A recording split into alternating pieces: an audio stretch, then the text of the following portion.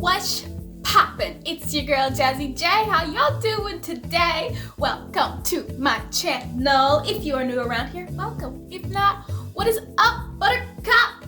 Today is Thursday. It is my hair content today, and if you're wondering why I look so nice, it's because I have to go to work later on today, and I'm filming this in the morning a few days before it's actually being released, which is what I typically do, and I encourage anyone who wants to become a YouTuber to do this because you can actually time your videos to release at a certain date, at a certain time, which is typically what I do, but occasionally I don't have time because of work. Getting off track. We're going to be talking about today protein, because it feels like a lot of people have this misunderstanding of what protein is in your hair, and a lot of people just kind of like, oh, my hair isn't growing, let me use a protein treatment. Not true. You need to really listen and focus on what your hair is asking, and if you're using protein and it's not working, there's probably a reason behind it, okay? So here we go. First, what is protein? Protein are large biomolecules or macromolecules that are consisting of long amino acid chains or long amino acid residue. Okay, so that's what it is. It's literally, I guess I should show a picture. What does it do? Your body uses amino acids to rebuild and repair hair, skin, nails, muscle, bones, and to make enzymes and hormones. It can also be used as an energy source. That's pretty much the basic of what protein is, but there's a lot of protein out there. So what protein is in your hair? That is keratin, and it specifically helps with hair, skin, and nails. The molecules that make up keratin are called keratinoids. And this is very important. Keratin makes up the outer layer of your skin, plus it is 95% of what your hair is made of. I heard this some time ago that kind of irritated me, so I felt like I needed to do the research, because it said, well, you don't do the research and you need to know and da da da da da. Is protein water soluble? Proteins recommended as food additives can be partially or completely soluble to water, but they can also be completely insoluble to water. Protein solubility is the first functional property determined during the development and testing of new protein products. Keratin is completely insoluble to both hot and cold water. If it were, your hair would fall off in the shower every single time you got there. Same with your skin and your nails. It is not attacked by proteolytic enzymes, and it can't replace proteins in your diet. Essentially, that means you can eat it. Obviously, you shouldn't be eating hair, skin, and nails. If you do, you have a problem, and please seek help. You shouldn't be eating that stuff. There are other proteins you can eat. But also, the only way to add more keratin into your hair is to use a keratin treatment. That's really it. But if you're low porosity like me, or even normal porosity, and you have a substantial amount of keratin in your hair, there's really no need for you to use extra protein unless you have damaged your hair by using too much heat or bleaching or coloring your hair too much, which means you're no longer low porosity, you're high porosity. Next question, hydrophobic versus hydrophilic.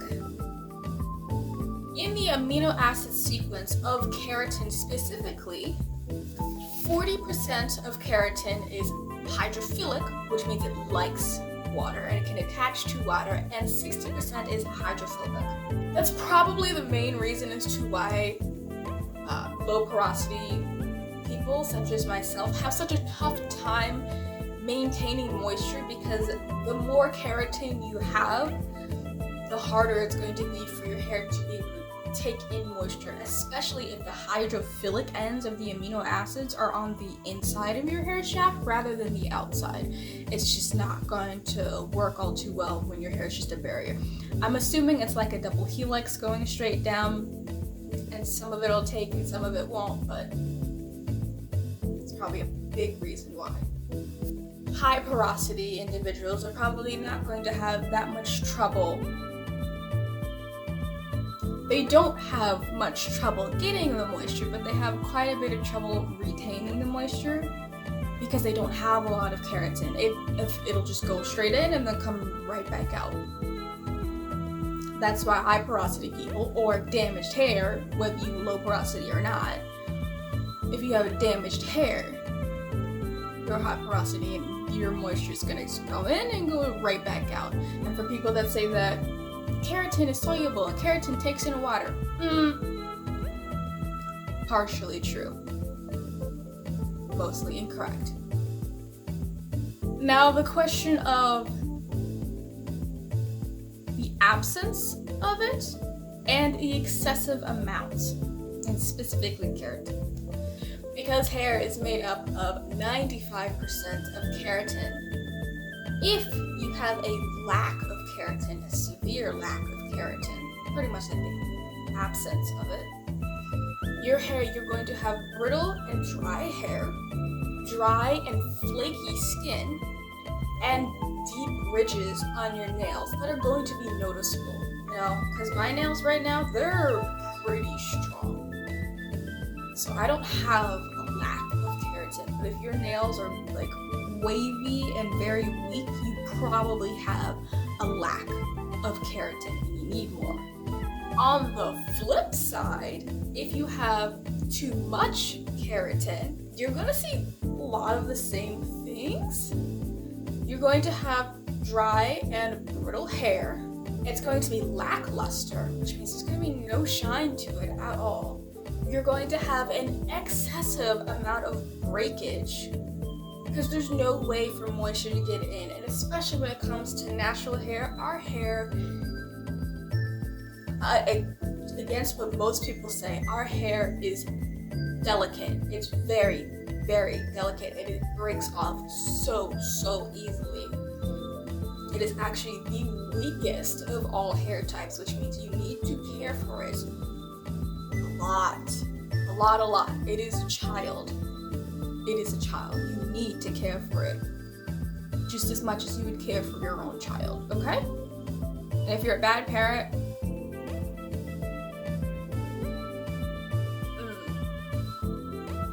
okay.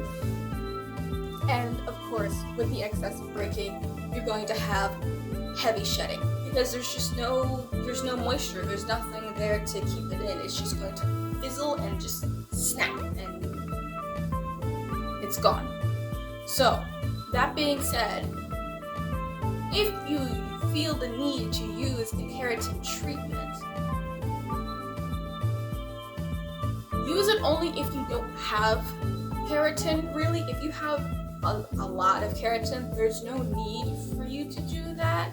You might be able to get away with using protein maybe once a month as a low porosity individual, but not a full treatment.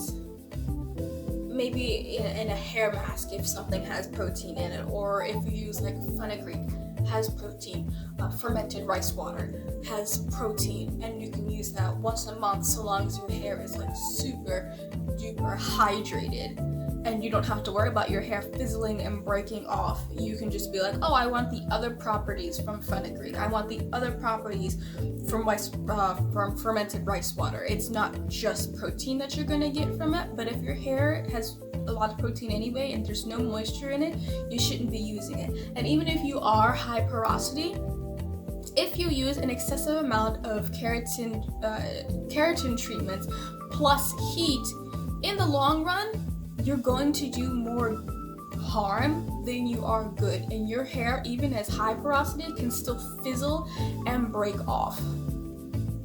In other words, you're gonna get protein overload. I don't know about you, but I personally don't want that to be the reason as to why my hair breaks off. It's kind of like if people are into plants. It's kind of like plants. It's much better to underwater a plant than it is to overwater a plant, because if you underwater it, you can always add water back and the plant will come back to life. But if you overwater it, the roots are going to rot and there's no saving the plant. That's the exact same way your hair is going to work.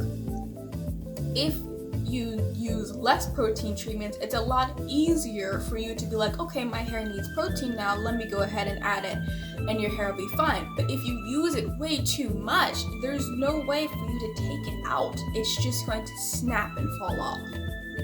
So be very conscious when you're doing that and how often you decide to do that. And don't, even if you feel like your hairstylist is a specialist, they deal with so many different clients. There's no way for them to monitor your hair every single day. And that's not shade to the stylist. That's telling you that you need to understand your hair much better than somebody else does. And the last and final question that is the most important: do you need keratin? Obvious answer, yes. It's what makes up a lot of you. Pretty much all of what you see of yourself is made of keratin. Like I said, hair, skin, and nails. Both fingernails and toenails are made up of hair. Are made up of keratin, okay? Again, porosity plays a big part in this. If you're low porosity, you have a lot of keratin. If you're normal porosity, you have a good amount of keratin, and you're able to take in stuff and maintain moisture easily. High porosity, you don't have a lot of keratin, you might want to focus on getting a little bit more, but still focus on more moisture. And of course, like I say in almost every single video, especially when it pertains to hair, listen to your body. I am not a science expert. I did, however, do my research. I totally forgot to credit all of the sources that I found this from.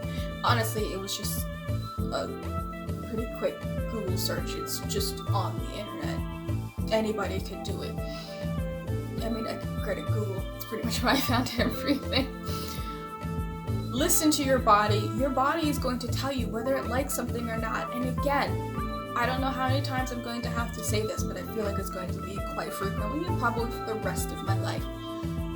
Do not use something just because your favorite YouTuber uses it. Don't do that. Because even if they have high porosity and you have high porosity, or they have low porosity and you have low porosity, you are two totally different beings. Your hair may like something completely different. Your hair may love fenugreek, but because their hair does not like fenugreek, don't all of a sudden not use fenugreek just because they say they don't like it, okay? The YouTubers, well, I can't say for the rest of the YouTubers, but for me, my job is literally just to educate you guys and hope you get a better understanding of your own body and feel encouraged to do your own research. Of course, if you have any questions at all, I'm always more than welcome to do the research and come back to you guys. Okay? If you like this video and you want to see more videos like this, go ahead and leave a thumbs up. If you have any suggestions for new videos or new topics, go ahead and drop that down in the comments below, or you can go ahead and message me on my Instagram right here. It is _JazzyJ__. Please feel free to reach out or go ahead and just follow. Make sure you share this video because I'd love to get out to the world and really help people become more successful in who they are as a person and feel more comfortable in their body and in their skin. Go ahead and subscribe to this channel. I love to see more people pop up here and there. Turn on the notifications so that you know when I post another video, and I will see you guys later. Bye!